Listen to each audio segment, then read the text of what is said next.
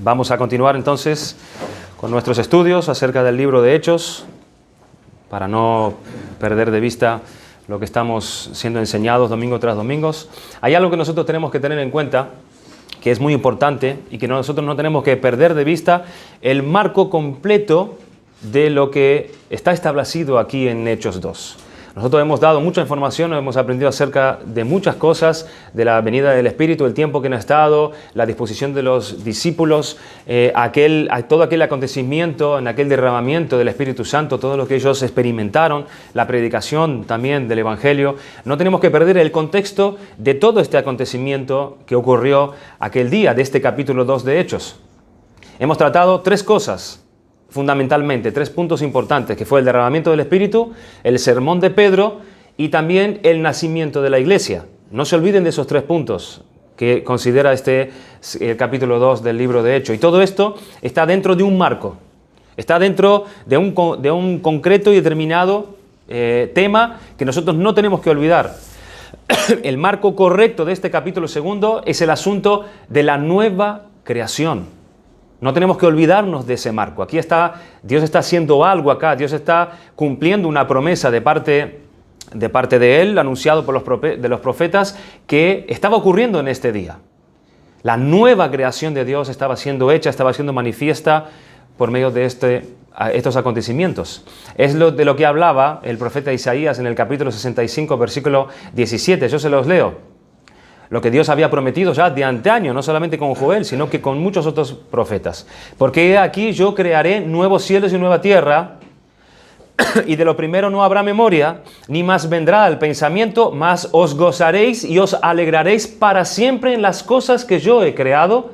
He aquí que yo traigo a Jerusalén alegría y a su pueblo gozo. Está apuntando a ese día estas palabras de Isaías. Precisamente es lo que está pasando aquí en Hechos capítulos 2. Y tenemos que recordar el marco en el que se desarrolló los acontecimientos de Hechos 2, el comienzo de esta nueva creación de Dios. O en otras palabras del profeta Daniel, donde Dios le da a Daniel la revelación del sueño que tuvo el rey Nabucodonosor. ¿Se acuerdan? Que nadie podía interpretarlo. Pero Daniel, este varón de Dios, interpretó el sueño. Lean conmigo en Daniel capítulo 2,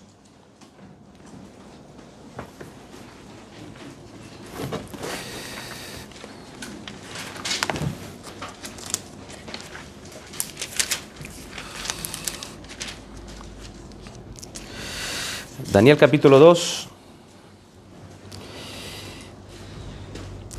versículo 31 al 35. Dice: Tú, oh rey, veías y he aquí una gran imagen. Esta imagen que era muy grande y cuya gloria era muy sublime, estaba en pie delante de ti y su aspecto era terrible.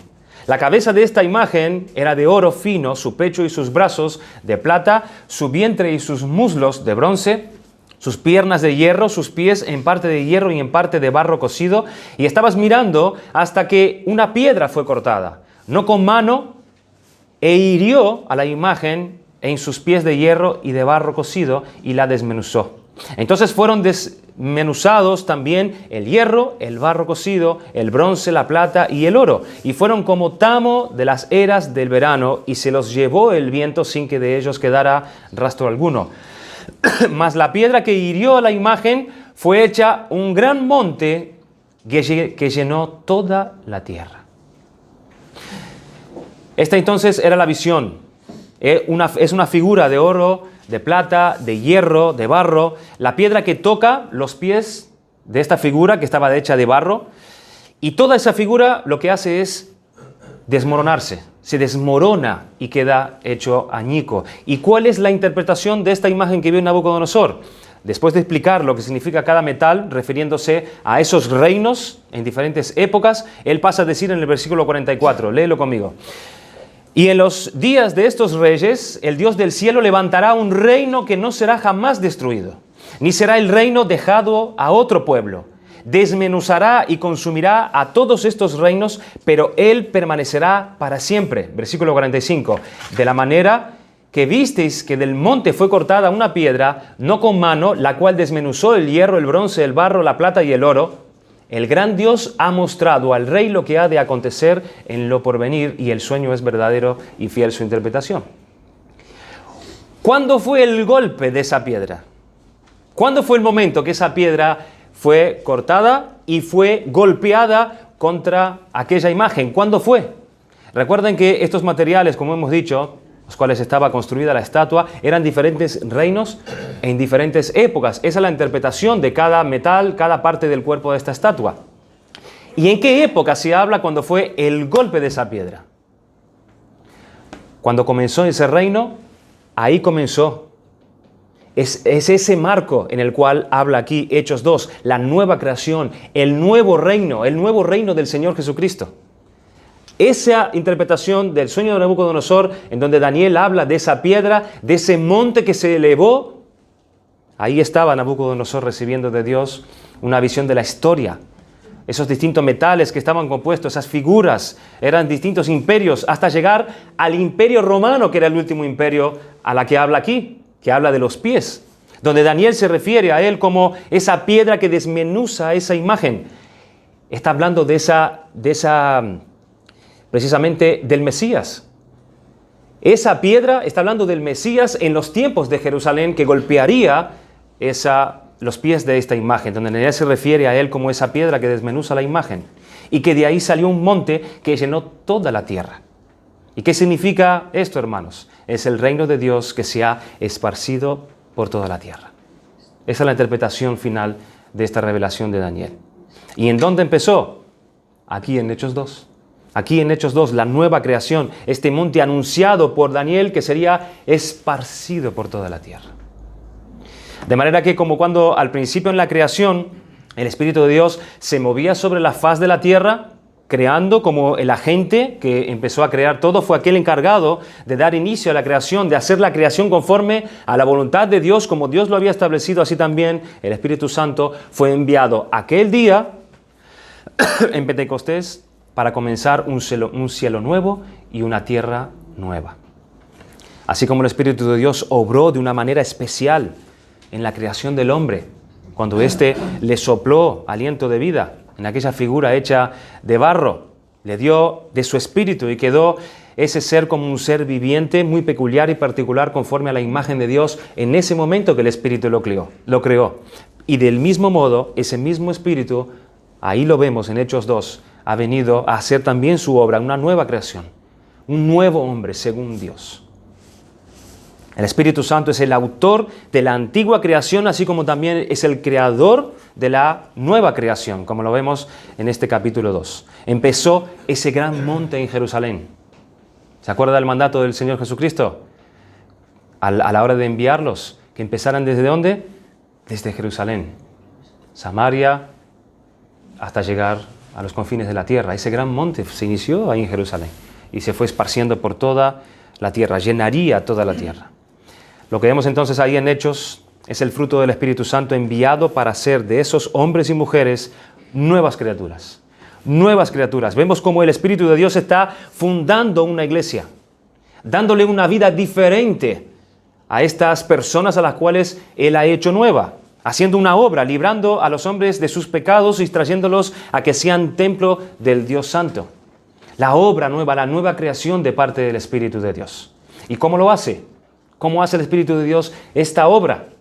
Pues lo hace por medio de la predicación del Evangelio, de la exposición de la palabra de Dios. Dios ha querido realizar esa obra en el mundo a través de la predicación del Evangelio. ¿Cómo hizo Dios la primera creación? La hizo hablando, ¿cierto?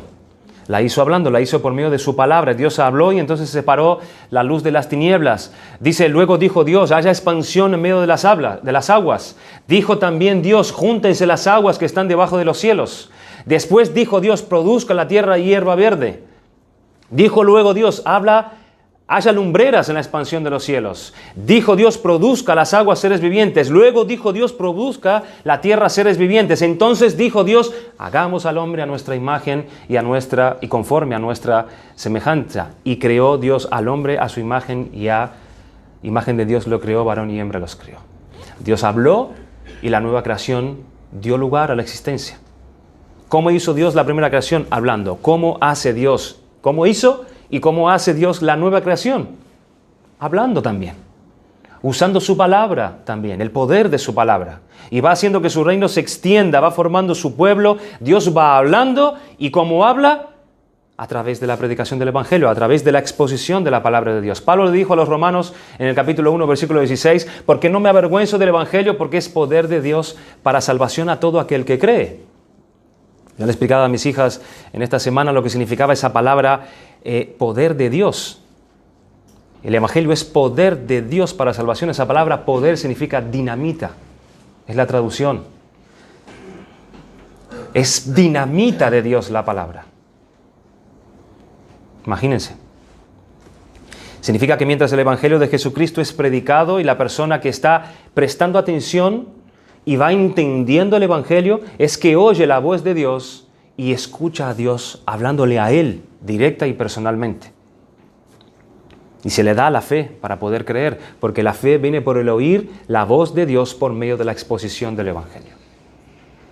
Por eso Pablo decía que no se avergonzaba del Evangelio, porque es el poder de Dios para salvación a todo aquel que cree. Dios nos habla, y ¿cómo lo hace? A través de la predicación del Evangelio. De ahí nace la iglesia. De ahí nació la iglesia por la predicación del apóstol Pedro en aquel día. Y de ahí se extendió la iglesia también, por medio de la predicación del Evangelio, no por medio de otras cosas. Dijo el profeta Daniel, mas la piedra que hirió a la imagen fue hecha un gran monte que llenó toda la tierra.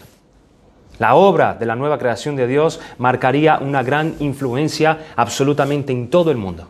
En todo el mundo. Dice que llenaría toda la tierra ese monte.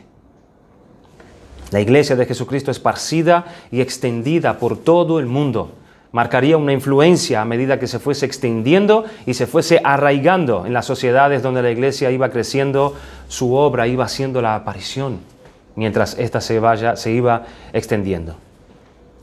Con la vida de la iglesia, distintiva, marcada, visible, y ésta expandiendo la predicación del Evangelio. Recordemos entonces el marco adecuado para entender la trascendencia del capítulo 2 de Hechos, hermanos. Aquí se inicia el comienzo de una nueva creación, la cual concluirá con la segunda venida del Señor Jesucristo. Aquel día donde la tierra y los cielos pasarán y todo será renovado. Todo será absolutamente purificado y será consumada la obra que comenzó aquí precisamente en Hechos 2, el día de Pentecostés.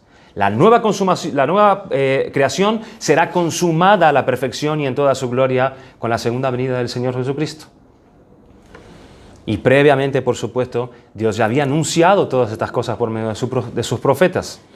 Y hay que destacar que esta nueva creación no es como la primera obra que Dios hizo en el principio, de la primera creación en el principio, que con la entrada del pecado, toda la tierra, e incluyendo el hombre, fuimos sujetos a maldición. Pero ahora con esta nueva creación no va a pasar así. No va a pasar tal cosa. Nosotros hemos cantado. Las puertas del Hades no van a prevalecer contra la iglesia de Jesucristo. Esta nueva creación ya no será dañada jamás. Nada podrá contra ella. El nuevo pacto, el pacto sempiterno, establece su reino que nunca jamás será conmovido. Lo que empezó el Espíritu Santo allí en el día de Pentecostés, Cristo lo consumará en el día de su segunda venida, y esto será así para siempre. Su reinado no tendrá jamás fin. Jamás. Y la pregunta es, ¿cómo es la vida de esa nueva creación? ¿Cómo es la vida? ¿Cómo se manifiesta la vida de esa nueva creación que llevó a cabo el poder del Espíritu Santo y la predicación en el día de Pentecostés? Y para responder a esa pregunta, debemos poner nuestra mirada en la iglesia. En la iglesia. ¿Qué le pasó a la iglesia? ¿Cómo se condujo la iglesia? Por eso debemos de estudiar la iglesia con esta característica que aquí se nos describe en Hechos 2. ¿Cómo vivían ellos? ¿Cómo interpretaban ellos lo que aprendían de parte de los apóstoles? Y conocer estas cosas no solamente es para nuestro provecho en nuestra vida actual, hermanos, o terrenal, sino para nuestra vida venidera también. Es para nuestra vida venidera también, o sea, la celestial, porque esta vida nueva, esta creación nueva nos apunta a lo que será también nuestra vida celestial. Recuerden que nosotros no vamos a hacer otra cosa cuando venga el Señor Jesucristo y seamos establecidos en gloria, sino que se consumará lo que el Espíritu ya comenzó en nosotros. O sea que estos inicios, estas vidas nuevas, simplemente es la manifestación de la vida celestial que estaremos con Cristo por siempre. ¿Entienden? No van a ser cosas nuevas. Ya se inició aquí la nueva creación. Allí se consumará y será manifiesta en toda su gloria. O sea que estas cosas, aprender acerca de la iglesia, cómo vivían y todo lo que necesitamos aprender acerca de cómo el Espíritu Santo obraba, no es solamente un beneficio para aquí, sino para allí, para la eternidad. ¿Cómo es la vida que es el fruto de la obra del Espíritu en la nueva creación? Aquí está escrita en este libro. Pero antes que continuáramos, hermanos, me gustaría dar un par de pasos hacia atrás para mencionar algo que es interesante y es bueno de señalizar. El día anterior nosotros estuvimos considerando algunas características importantes acerca del sermón de Pedro, ¿se acuerdan? Aquella multitud allí, estuvimos mirando características que mencionamos como que era un sermón centrado en Jesucristo. Habíamos considerado también que era un sermón con denuedo, un sermón sin temor. Habíamos considerado que también era un sermón basado en los fundamentos de la palabra de Dios, allí Pedro citando y trayendo adelante de ellos la Escritura. También vimos como un tema importante que era un tema compuesto, era un tema ordenado, era un tema que se entendía. Vimos estas características del sermón. Y además de esta característica me gustaría mencionar una característica más, que sería muy interesante y creo que nosotros no deberíamos pasar por alto una de esta característica que mencionaremos acerca de este sermón. ¿A qué me refiero? Fue un sermón predicado bajo la unción del Espíritu Santo. Un sermón predicado bajo la unción del Espíritu Santo. Una característica que me parece que es bueno mencionar, aunque nosotros tengamos que ir un poquito para atrás, irnos un poco para atrás y continuar hacia adelante en el próximo domingo. Es un elemento en el sermón que nosotros debemos tener en cuenta, hermanos. La unción del Espíritu Santo. La unción del Espíritu Santo. Esta característica es lo que da al sermón el condimento. Es lo que hace que un sermón sea algo más que una obra o el trabajo de las cualidades humanas. La unción del Espíritu Santo. Es bajo la unción del Espíritu Santo que el sermón no se queda en una tarea fruto de las cualidades o fruto de la brillantez de la mente y las facilidades que pueda tener un ser humano para expresarse o para venir aquí y dar una exposición.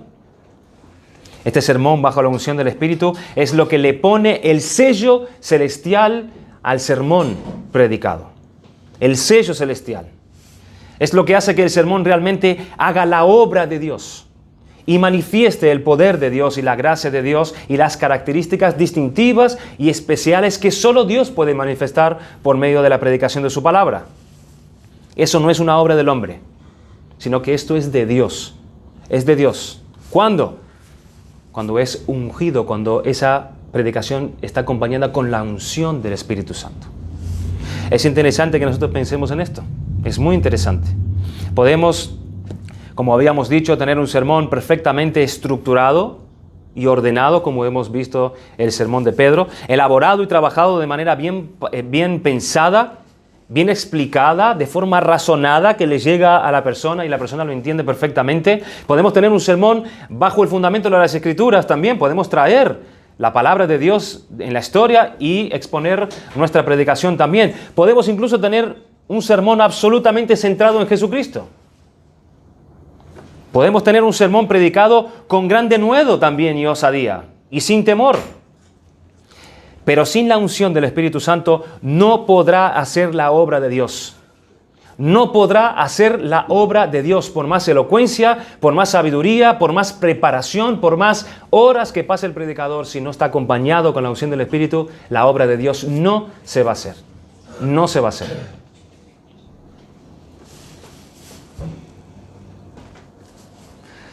Porque la obra de Dios, aunque se hace a través del trabajo del hombre, tiene que contar con la unción del Espíritu Santo. Porque esto es, como dijimos, es lo que es el sello, es la marca divina de la tarea de la exposición del Evangelio.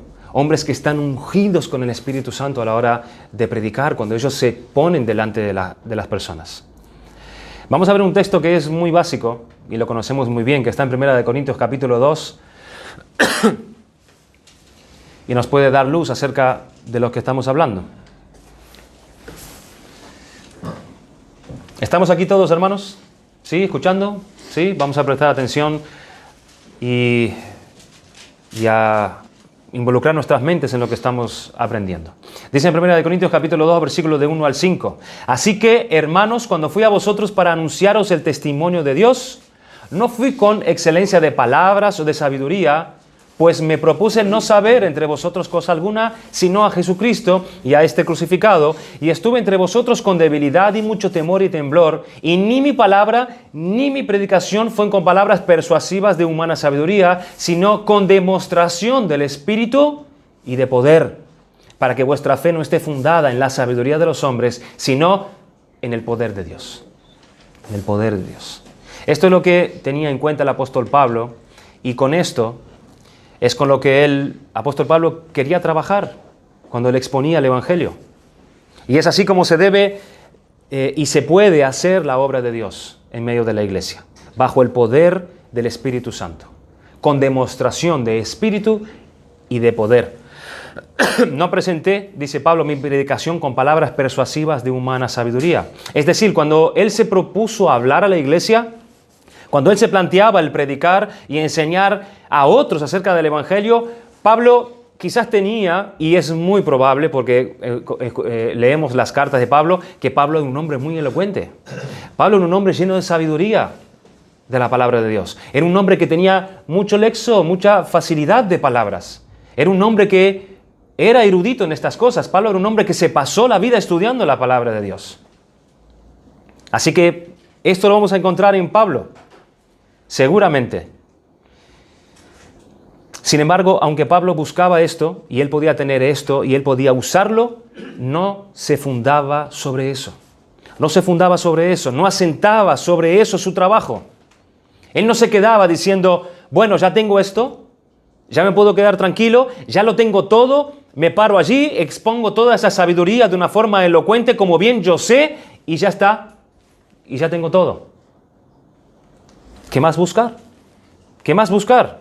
Tengo un poco de sabiduría, he pensado esto y lo he ordenado, ya tengo un argumento bastante persuasivo para poder presentar cuando vaya a exponer este asunto y ya está, lo tengo todo. ¿Qué más? Ni mi palabra ni mi predicación fueron con palabras persuasivas de humana sabiduría, dijo Pablo. No fue basada en eso, ni contando con eso y esperando que eso sea lo que haga la obra. ¿Entienden? Pablo quería que el Espíritu de Dios se manifestase a través de eso, pero en el poder de Dios. Así que vemos lo que hace Cristo cuando Cristo llama a una persona a predicar, cuando llama a una persona a servir en el ministerio. Jesús entrega al predicador la exigente tarea y la obligación de predicar el Evangelio. Y ningún predicador debería confiar en que su propia inteligencia y habilidad le dará la victoria o hará la obra en medio del pueblo de Dios. Además de trabajar y usar estos medios, hay que estar bajo la unción del Espíritu Santo. Cuenta la historia de un confiado evangelista que durante un servicio de adoración, él predicó sin el poder del Espíritu Santo, sin la unción del Espíritu Santo. Lo que consiguió en el púlpito fue un fracaso que lo humilló delante de toda la congregación. Después del culto, un anciano gobernante le dio un juicioso consejo y le dijo: si hubieras entrado en el púlpito en la forma que lo dejaste, habrías salido del púlpito en la forma que entraste. Cuando el pastor o el predicador conduce a la congregación en la adoración o en la exposición de la palabra de Dios, debe estar bajo la unción del Espíritu Santo. Pablo dice, y ni mi palabra ni mi predicación fue con palabras persuasivas de humana sabiduría, sino con demostración del Espíritu y de poder. Esa palabra demostración, ¿qué significa demostración? Es un término que las cortes de justicia usaban para referirse a los testimonios. A los testimonios. En este caso es espiritual, con demostración, con testimonios, dijo Pablo. Está hablando de algo espiritual. No está hablando de milagros, no está hablando de sanación, está hablando de un poder sobrenatural que acompaña la predicación de él. Él dice con demostración, con testimonio. La palabra comunica la idea de que nadie es capaz de refutar las pruebas que se presentan en esa predicación. La segunda palabra es espíritu. Claro que sí, haciendo mención al Espíritu de Dios, por supuesto, que es el agente que hace la obra en medio de la predicación. Pero luego Pablo usa la palabra, que es la tercera palabra, que es poder. ¿Y esta palabra qué significa? Esta palabra denota la mano de Dios que se extiende para actuar con poder y de maneras diversas a través del apóstol. Él confiaba en esto. Era una predicación entendible. Era una predicación que podía llamar la atención y podía persuadir a las personas. Pero Pablo estaba convencido que había que haber una demostración de parte del Espíritu de Dios obrando allí. Si no era en vano. Si no era absolutamente en vano. Primera de Corintios capítulo 4, versículo 20 dice: porque el reino de Dios no consiste en palabras. O sea, no consiste en sabiduría, no consiste en argumentos, sino en poder. En poder. ¿Y dónde viene eso? Eso viene del hombre. Eso no puede venir del hombre, sino del Espíritu de Dios que hace esta tarea y esta labor bajo la unción del Espíritu. ¿Qué les dijo Jesús a los apóstoles que recibirían cuando descendiese el Espíritu Santo? ¿Se acuerdan? Dice en Hechos capítulo 1, versículo 8, pero recibiréis poder. ¿Cuándo? Cuando haya venido sobre vosotros el Espíritu Santo. Recibiréis poder, recibiréis el trato de Dios con ustedes. El apóstol Pablo les escribe a los de Tesalónica, capítulo 1, versículo 5, diciendo: pues nuestro evangelio no llegó a vosotros en palabras solamente, repito, en sabiduría o argumentos solamente, sino también en poder, en el Espíritu Santo y en plena certidumbre. Y el apóstol Pablo lo sabía, lo sabía. ¿Qué estaba queriendo decir el apóstol Pablo con estas palabras? Que mientras nuestro evangelio es expuesto por medio de palabras, la mano de Dios se extiende para actuar con poder y de maneras diversas a través de la predicación del que está exponiendo la palabra de Dios. Aquí tenemos entonces lo que decía Pablo y lo que él contaba, con lo que él quería ver cuando él hacía esta labor delante de sus hermanos. Además de las cualidades, además de todo ese conocimiento que él tenía, además de los recursos que él pudiera tener en su mente como un hombre bien preparado y como un hombre que había estudiado bien la palabra de Dios, pero él sabía que tenía que ministrar bajo la unción del Espíritu Santo. Él lo sabía. ¿Qué es ministrar bajo la unción del Espíritu Santo? ¿Qué significa? ¿Qué es eso? ¿A qué se refiere? Quisiera que podamos leer un extracto de un libro del pastor Albert Martin que se titula Preparados para predicar, y él da aquí una referencia acerca de lo que es la unción del Espíritu Santo, y yo creo que yo no lo voy a explicar mejor que él. Él dice así: la unción es ese elemento peculiar de la energía divina que reposa sobre un hombre y sobre sus manifestaciones. De modo que cuando habla, sabes que está tratando no con otro mero mortal, sino que tiene tratos con tu Dios. Su manera de hablar puede ser muy apagada o puede contener las formas más interesantes de un discurso animado. Puede hablar en voz baja o puede bramar. La unción no tiene nada que ver con lo externo y lo accesorio de la manera de hablar. La unción es esa cosa peculiar en que Dios se sienta sobre las palabras de un hombre cuando sale de su boca y cuando golpean nuestros oídos y nuestros corazones. Sabemos que tenemos tratos con el Omnipotente. Esa es la unción, el terreno de un ministerio ungido. Un ministerio que tiene una unción es un ministerio que se caracteriza por el lenguaje del apóstol cuando dijo: y ni mi mensaje ni mi predicación fueron con palabras persuasivas de sabiduría, sino con demostración del Espíritu y de poder. ¿Qué elementos de soberanía divina y escrutabilidad de la voluntad misma de Dios entran y ciertamente entran en nuestros corazones? ¿Se puede entender? En general, el hombre que han conocido la unción como el modelo de sus ministerios a lo largo de los años son los hombres que conocían la disciplina de ejercicios devocionales coherentes. Esto no es caprichoso o arbitrario. Aún Dios sea absolutamente soberano. Es por esta delicada relación entre la lectura secreta, meditativa de la palabra y la obra del Espíritu Santo, por lo que esa unción está unida a los ejercicios devocionales del predicador. Hemos leído dice él, hemos leído hoy Lucas 11 en nuestra reunión de oración de esta mañana temprano, contiene ese mensaje maravilloso en que nuestro Señor dice: pues si vosotros, siendo malos, sabéis dar buenas dádivas a vuestros hijos, cuánto más vuestro Padre Celestial dará el Espíritu Santo a los que se lo pidan. Existe una relación entre vuestro pedir y el dar de Dios. Pablo afirma llamativamente en Filipenses 1:19, porque sé que esto resultará en mi liberación mediante vuestras oraciones y la suministración del Espíritu de Jesucristo. Pablo vinculó la oración de los filipenses con la suministración del Espíritu de Jesucristo, mientras que él mismo estaba allí en una cárcel romana. Aquí existe esa profunda e íntima relación entre la oración y la provisión del Espíritu Santo. Es una obra de Dios. La unción del Espíritu Santo es una obra de Dios, pero es por medio de una relación íntima que tiene ese predicador con Dios. No es una preparación, no es una elocuencia, no es una sabiduría, no es ni siquiera el tiempo. Es una relación con Dios. Es una relación con Dios.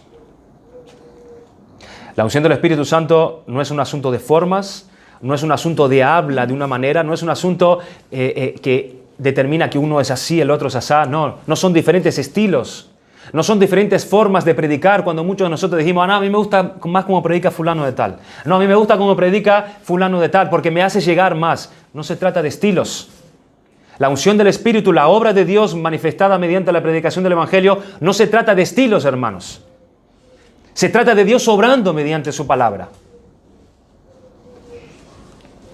Si predica en voz baja, si predica en voz alta, se puede ser muy impetuoso, se puede ser ese predicador más corto, pero no es por ahí, hermano. Se trata de la presencia de Dios cuando se habla. Cuando uno percibe que Dios está tratando conmigo a través de lo que yo estoy oyendo de ese predicador, a través de la exposición de lo que yo estoy oyendo. No es simplemente el desarrollo de un trabajo que un hombre hizo de una manera ordenada y que ahora se puede entender simplemente. No. ¿Dónde se busca eso? Esto no es parte de la preparación del sermón. Esto no se prepara en el sermón.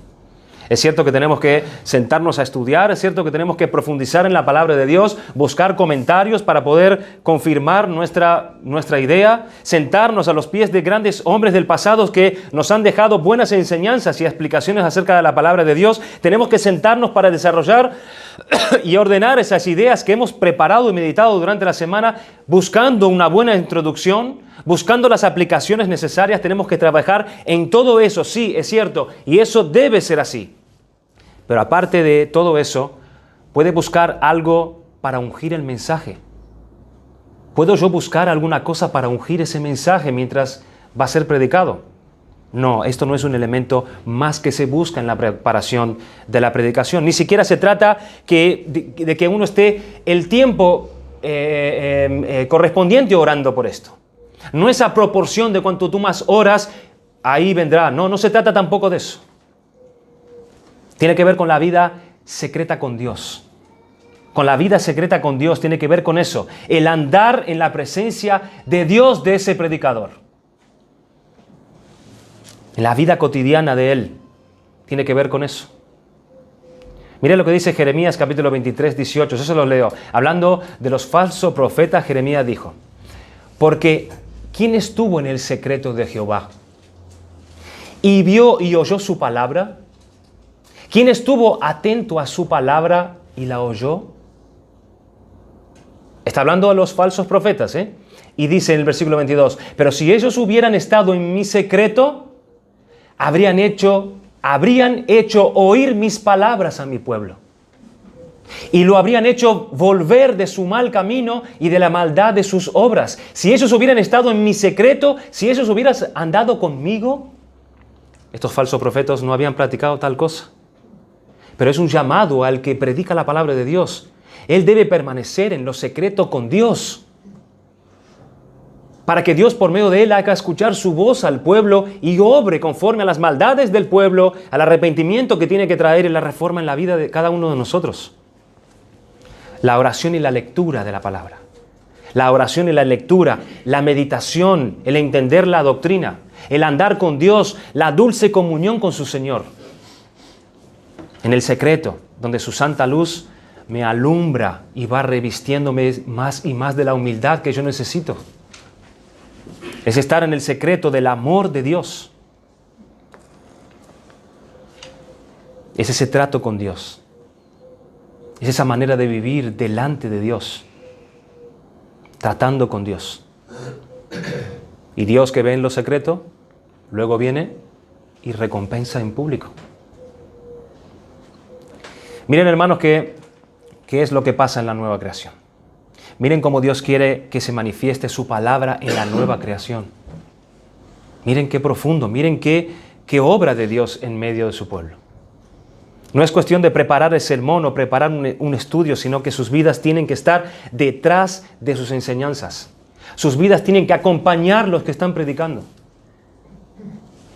Porque no es cuestión de dar la lección y ya está. Hay que enseñar bajo la unción del Espíritu Santo. Y eso no se puede hacer simplemente preparando la lección, sino que tienen que ser personas consecuentes con la verdad de Dios.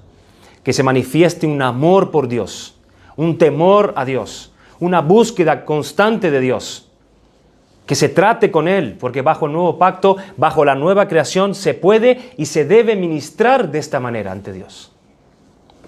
Porque si no, ¿qué es lo que estamos haciendo? Si no es así, ¿qué es lo que vamos a conseguir? El conocimiento envanece. El conocimiento envanece. Debemos ser hombres donde nuestras vidas den ejemplos.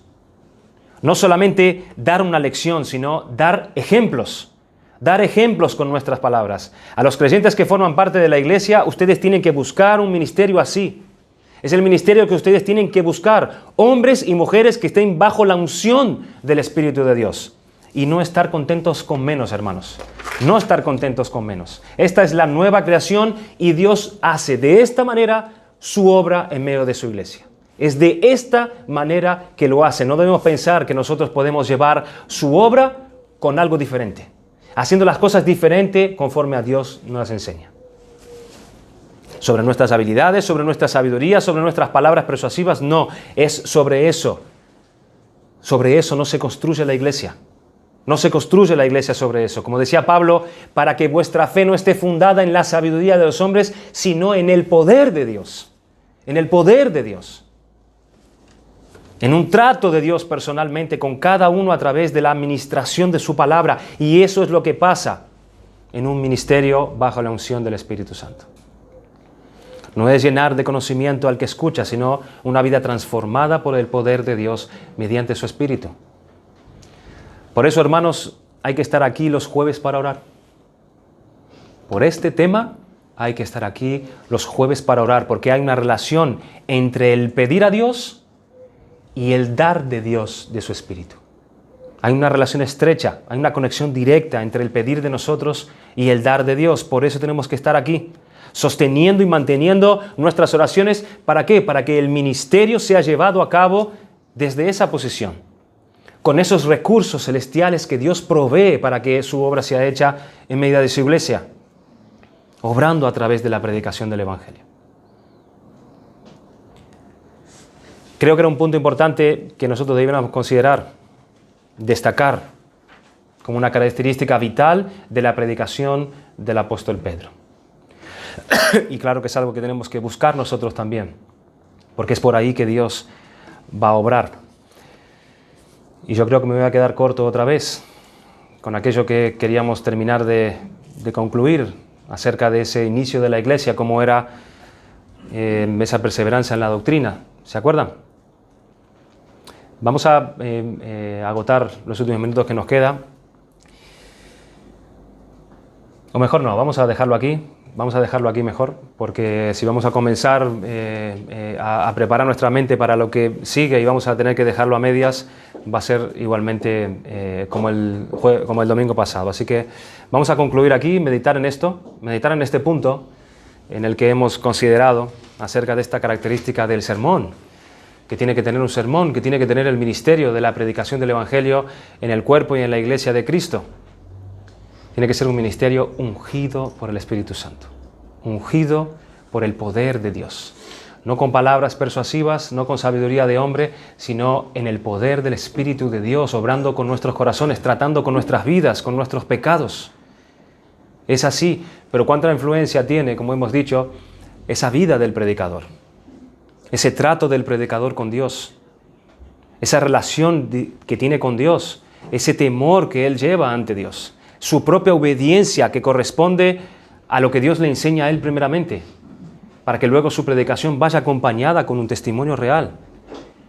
Y esto no es solamente para el predicador. Recuerda que tú eres un padre de familia y tú tienes que enseñar a tus hijos la palabra de Dios. Tienes que abrir la Escritura, tienes que enseñarle a tu esposa la palabra de Dios. Y tu palabra y tu enseñanza tiene que ser acompañada también con la unción del Espíritu Santo. O sea, con una vida de piedad ante Dios. Porque ¿qué crédito tendrás ante tus hijos, ante tu esposa que te conoce más que nadie? Así que eso también es una exhortación para los hombres y también para las mujeres. Porque las mujeres también tienen el deber de enseñar a sus hijos en el hogar, de enseñar la palabra de Dios en el hogar. Dice la palabra de Dios que las ancianas enseñan a las más jóvenes a cómo amar a sus maridos, a cómo sujetarse a ellos. ¿Cómo lo harán? Deberá ser bajo la unción del Espíritu Santo. Una vida que concuerde con lo que ellas enseñan también. O en el hogar con sus hijas, con sus hijos. Necesitamos de esta obra del Señor. Tenemos que orar por esto, hermanos. En los jueves, en nuestros hogares, en la iglesia, cuando estamos todos juntos, hay que rogar a Dios por esto. Que seamos llenos del Espíritu Santo, que las palabras de Dios y la predicación sea acompañada con el poder del Espíritu de Dios. Porque si no, estaremos aquí en vano. En vano. Es un compromiso de la iglesia esta tarea. Vamos a dar gracias al Señor por su palabra.